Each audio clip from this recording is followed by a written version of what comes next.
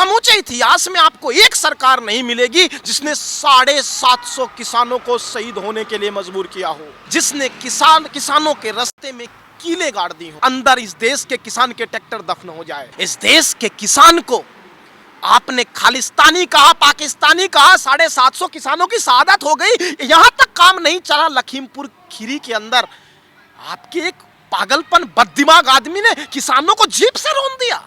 ये जो 16 फरवरी की हड़ताल की बात हम कर रहे हैं, मोदी आ जाए या कोई दूसरा मोदी आ जाए, जब पुलिस प्रशासन की बड़ी भीड़ मेरे नेता राकेश टिकैत को गिरफ्तार करने आई थी, सड़क हमारी, ट्रैक्टर हमारा, सवाल हमारे, उनका वक्त हम चुनेंगे, जवाब सरकार जैसा दे। पेड़ को नष्ट कर देना विकास है, 750 किसानों की शहादत विकास है। नमस्कार, मैं ब्यूटी गिरी और आप देख रहे हैं नेशनल दस्तक। एक तरफ किसानों ने भारत बंद का ऐलान कर दिया है, वो फिर से दिल्ली कूच करने वाले हैं, और दूसरी तरफ अगर पोस्टर देखें तो आप यहां पर देख लीजिए, किसानों के लिए समर्पित मोदी सरकार। और इसी मुद्दे पर हमारे साथ बातचीत करने के लिए मौजूद है किसान युवा नेता शिवम मलिक। क्या कहेंगे, किसानों के लिए समर्पित मोदी सरकार? जी, किसानों के लिए समर्पित मोदी सरकार, समर्पण ऐसा कि आजाद भारत के इतिहास के पन्ने पलट लीजिए, समूचे इतिहास में आपको एक सरकार नहीं मिलेगी जिसने 750 किसानों को शहीद होने के लिए मजबूर किया हो। समूचे आजाद भारत में आपको ऐसी सरकार मिलेगी नहीं जिसने किसानों के रास्ते में कीले गाड़ दी हो। समूचे आजाद भारत के इतिहास में आपको ऐसी सरकार नहीं मिलेगी जिसने सड़कों को इसलिए खोद दिया ताकि उनके अंदर इस देश के किसान के ट्रैक्टर दफन हो जाए। ऐसे समर्पण के बीच अगर सरकार किसानों के समर्पण को चस्पा कर रही है बाजार के अंदर, देश के अंदर और दीवार के ऊपर, तो कर दीजिए चस्पा कि इस देश के किसानों के साथ हमने धोखा किया है। कर दीजिए चस्पा कि इस देश के किसानों को 750 की शहादत के बाद प्रधानमंत्री ने उफ तक नहीं की। कर दीजिए चस्पा कि इस देश के किसान को एमएसपी का वादा कर करके धोखा करके दिल्ली से भेजा गया। कर दीजिए चस्पा कि इस देश के किसान के साथ धोखा करके उसे ये कह करके कि बिजली बिल पर जो भी बात होगी आपसे बातचीत के बाद होगी, हमने ये धोखा किया और बिजली बिल पेश कर दिया। चस्पा तो करिए, लेकिन इस सच को चस्पा करना जरूरी है जो धोखा आपने किसानों के साथ किया है। 750 किसानों की शहादत की जिम्मेदारी कौन लेगा? इस समर्पण की जिम्मेदारी कौन लेगा? अगर शहादत को मजबूर कर देना समर्पण है तो लीजिए समर्पण की जिम्मेदारी और चस्पा कर दीजिए इस बाजारों में। सभी किसानों जिनकी शहादत हुई, उन सभी को खालिस्तानी बोला गया, आतंकवादी बोला गया, और टीवी मीडिया पर पूरे दिन भर स्पेशल प्रोग्राम चलते थे कि कैसे ये लोग नारे लगा रहे हैं खालिस्तानी और आतंकवादी, देश विरोधी। जी, शुरुआत से एक लंबी फहरिस्त है, कोई एक शब्द नहीं। आंदोलन जीवी, खालिस्तानी, पाकिस्तानी, 2 रुपए के किराए पर एक दिन के लिए धरना करके आने वाली माए, बड़ी एक्ट्रेस है। ये उन्हीं का बयान था। इस देश के किसान की मां को, इस देश के किसान को आपने खालिस्तानी कहा, पाकिस्तानी कहा, 750 किसानों की शहादत हो गई। यहां तक काम नहीं चला, लखीमपुर खीरी के अंदर आपके एक पागलपन बददिमाग आदमी ने किसानों को जीप से रौंद दिया। किस समर्पण की बात कर रहे हैं आप? जीप से रौंदना समर्पण था? 750 किसानों की शहादत समर्पण था? अगर यह समर्पण था तो कर दीजिए चस्पा कि 750 किसानों की शहादत के बाद भी हमने केंद्रीय मंत्रालय से मंत्री का इस्तीफा नहीं लिया। कर दीजिए चस्पा कि किसानों को रौंदने की हिम्मत किसी एक व्यक्ति के अंदर दरअसल जीप से इसीलिए रौंदने की हिम्मत आई क्योंकि कहीं ना कहीं सरकार को उसके हिसाब से चीजें मजबूत हो रही थी। अगर यह समर्पण था तो इसका जिक्र तो होगा। इतिहास के पन्नों में ये तिथियां दर्ज हो चुकी हैं और हम भूलेंगे नहीं 28 जनवरी की उस रात को जब पुलिस प्रशासन की बड़ी भीड़ मेरे नेता राकेश टिकैत को गिरफ्तार करने आई थी। सरकार शायद उस टाइम जानती नहीं थी कि व्यक्ति जो सामने बैठा है ये दिलों में बसता है, ये मजबूत नेता है। सरकार कामयाब नहीं हुई, पीछे हटना पड़ा, लेकिन क्या उस 28 जनवरी की रात को हम भूलेंगे? ऐसा पॉसिबल नहीं है। एक बार फिर से दिल्ली कूच करने वाले हैं किसान, फिर से भारत बंद का ऐलान कर दिया गया है। क्या कुछ तैयारियां हैं और आने के बाद उन्हें रोका भी जाएगा? क्या तैयारियां हैं आपकी? देखिए, एक बात आप समझ लीजिए कि हमारे साथ धोखा हुआ और इस धोखे के छप्पर तले वफा हमने इस कदर निभाई कि 3 साल हमने इंतजार किया। हमें लगा कि धोखा सरकार ने जो किया है ये वफा में तब्दील होगा। हम अपनी तरफ से वफादार रहे, घर में बैठे रहे। सरकार ने धोखेबाजी को इस तरीके से लामबंद कर दिया कि इलेक्ट्रिसिटी अमेंडमेंट बिल भी पार्लियामेंट में पेश कर दिया। अब हमारी मजबूरी है कि हमें उन मुद्दों पे बात दोबारा करनी होगी।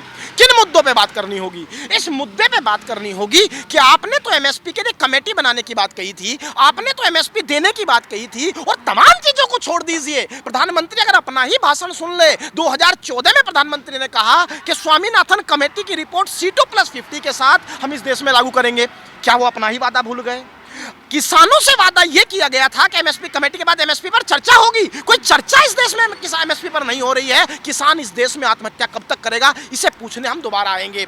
दूसरी बड़ी बात समझ लीजिए, जहां तक तैयारी का सवाल है, इस बार इस देश में सिर्फ किसान दिल्ली नहीं आएगा।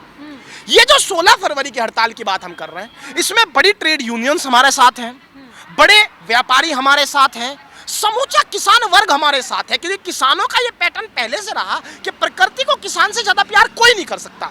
अमावस के दिन हम पहले से हमारे बुजुर्ग हल नहीं जोतते थे, अमावस के दिन वो घर रहते थे। 16 फरवरी किसानों की अमावस होगी। सरकार को ये बताने के लिए इस देश की तमाम ट्रेड यूनियंस, तमाम किसान संगठन और समूचा किसान व्यापारी वर्ग एक दिन का बंद रखेगा। ये सिर्फ एक संकेत है, ये सिर्फ सचेत करने के लिए है। आने वाले समय पर दिल्ली आने की भी घोषणा हो जाएगी और मजबूती के साथ हम दिल्ली आएंगे, हमें इस बात पर कोई हर्ज नहीं है। लेकिन मलिक साहब, अगर देखा जाए तो थोड़े ही समय में चुनाव का ऐलान हो जाएगा, उसके बाद आचार संहिता लग जाएगी, उस बीच आप लोगों को आने जाने से रोका जाएगा और फिर ये भी सवाल किया जाएगा कि अगर आपको बोलना ही था तो थोड़ा पहले क्यों नहीं किया, एकदम चुनाव जब मुंह पे आ गया तब समय क्यों चुना गया, ये भी बोला जाएगा। क्या जवाब देंगे? धोखा सरकार करेगी और कहेगी भी है कि जब हम धोखा कर रहे थे तो तुमने ब्रेकअप पहले क्यों नहीं किया। ऐसा नहीं हो सकता।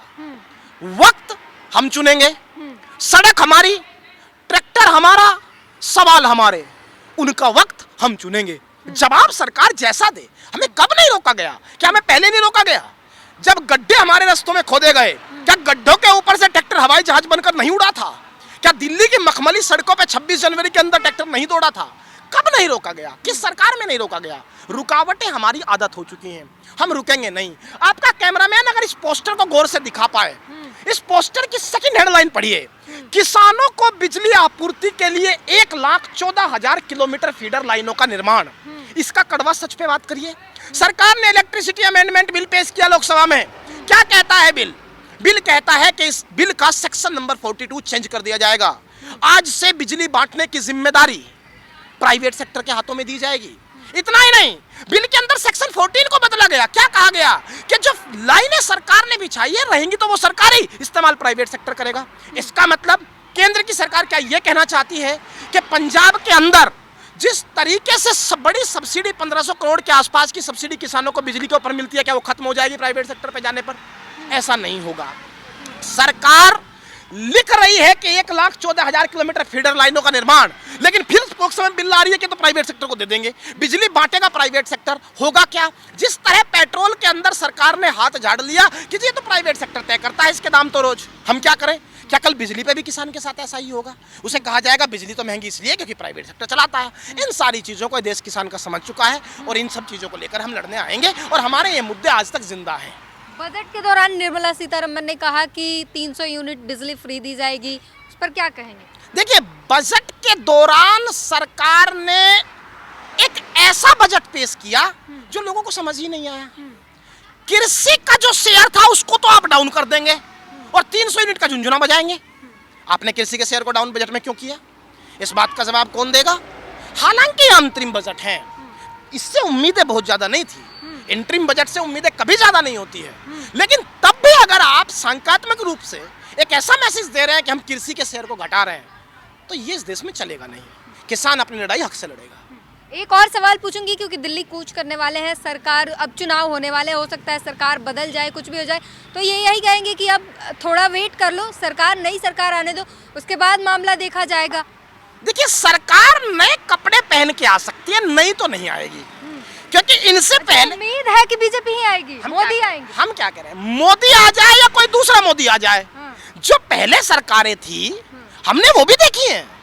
ये स्वामीनाथन रिपोर्ट आज की नहीं, मोदी जी सत्ता में इसका नाम लेकर आए, वो आकर भूल गए। इससे पहले वाली को भी पता था स्वामीनाथन लागू करनी है, उसने नहीं किया। हम ये जानते हैं कि किसान को अपने हक की लड़ाई लड़नी होगी। नए वाले आएंगे वो भी इतनी आसानी से लागू नहीं करते हैं, इसलिए हम किसान यूनियन के लोग हैं, राजनीति को खूंटी पे टांग के रखते हैं। और अपने हक की लड़ाई हमने छत्तीसगढ़ में तब भी लड़ी जब कांग्रेस की सरकार थी। मुझे बताओ छत्तीसगढ़ के जंगल क्यों काटे जा रहे हैं? प्रकृति से प्यार का प्रधानमंत्री विश्व स्तर पर भाषण देते हैं और छत्तीसगढ़ के जंगल काट देते हैं ताकि एक बड़े उद्योगपति को वहां प्लांट लगवा दिया जाए। दोनों बातें देश कैसे सहेगा? उन आदिवासियों का जंगल तबाह नहीं होगा, उनके साथ हम खड़े हैं और उस लड़ाई को भी मजबूती से भारतीय किसान यूनियन टिकैत लड़ेगी। विकास का नाम दिया जा रहा है जंगल काटने के बाद कि कटेगा पेड़ तभी तो फैक्ट्री लगेगी, रोजगार मिलेंगे, विकास होगा। सब कुछ विकास है। पेड़ को नष्ट कर देना विकास है। 750 किसानों की सादत विकास है। इस देश में विकास कितनी परिभाषाएं गढ़ेगा भाई? इसका कोई जवाब तो देना होगा। अगर हर कुछ विकास है तो फिर विकास की परिभाषा इस देश को इस बार खुलकर बता दीजिए चुनाव से पहले कि विकास आप किसे मानेंगे। इस देश की इकोनॉमिक्स के हालात चेक कर लीजिए, अर्थव्यवस्था के हालात चेक कर लीजिए। मैडम आपको जानकर के हैरानी होगी, किसानों का मुद्दा नहीं है। आईआईटी और आईआईएम का हाल देख लीजिए। आईआईएम को 3 दिन पहले बिजनेस स्टैंडर्ड ने रिपोर्ट किया, यह कहना पड़ा कि किसी तरह जो बच्चे इस बार पास आउट होंगे उन्हें नौकरी दिलवा दीजिए। बिजनेस स्टैंडर्ड ने छापा कि आईटी सेक्टर इस बार मात्र 40% नौकरियां दे पाएगा। 100 में से सिर्फ 40 लोगों को, जो आईटी सेक्टर पिछले 25 सालों से 100 के 100 लोगों को नौकरियां दे रहा था, आज वो 40 देने की स्थिति में है। 25 साल में कभी रोजगार की ऐसी स्थिति भारत ने तो नहीं देखी। मैं नहीं कह रहा हूं, बिजनेस स्टैंडर्ड के परसों का अखबार आप देख लीजिए गौर से, खबरें छप रही हैं। आईटी सेक्टर नौकरियां देने की स्थिति में नहीं है। एजुकेशन के हालात आप जान रहे हैं। बच्चा यहां से पढ़ने के लिए विदेश जा रहा है और क्यों जा रहा है इस पर सरकार चर्चा नहीं करना चाहती है। तो ये तमाम मुद्दों पर तो बात करनी होगी, किसानों के मुद्दों पर बात करनी होगी और यही हमारे विषय है। तो आपने सुना किस तरीके से इन्होंने विस्तार से समझाया कि किस तरीके से भारत के अन्नदाता किसानों के साथ सरकार ने धोखा किया है और एक बार फिर से किसान दिल्ली आ रहे हैं और भारत बंद करने जा रहे हैं और उसके बाद मीटिंग होगी, प्लानिंग होगी, क्या कुछ करना है ये सब कुछ तय होगा। लेकिन भारत बंद का ऐलान हो चुका है और किसान दिल्ली आएंगे। उसके बाद निर्णय लेना होगा इस सरकार को किसानों की बात माननी पड़ेगी। एक बार ऐतिहासिक आंदोलन किया जिसमें सरकार घुटने पर आ गई थी और इस बार फिर से अपनी बात मनवा कर जाएंगे। पूरी बातचीत पर अपनी प्रतिक्रिया जरूर दीजिए। कैमरामैन आशीष के साथ ब्यूटी गिरी, नेशनल दस्तक। नेशनल दस्तक की आपसे गुजारिश है कि अगर इसको बचाना चाहते हैं तो नेशनल दस्तक को सब्सक्राइब करने के लिए रेड कलर के सब्सक्राइब बटन को दबाएं, फिर बेल आइकन की घंटी दबाएं। नेशनल दस्तक को बचाने के लिए बहुत जरूरी है कि हर खबर को शेयर करें, लाइक करें, कमेंट जरूर करें।